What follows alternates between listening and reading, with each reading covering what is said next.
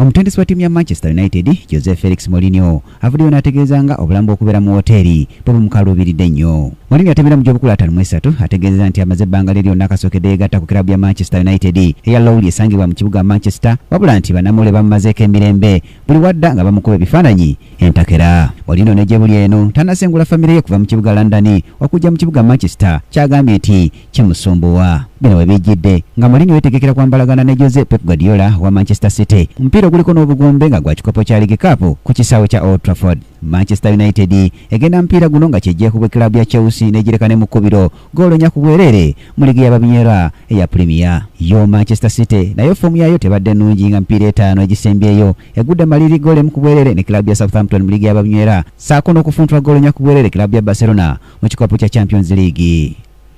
Brian Katende mu by'emizannyo, Kingdom TV amalindirire. This is Kingdom TV.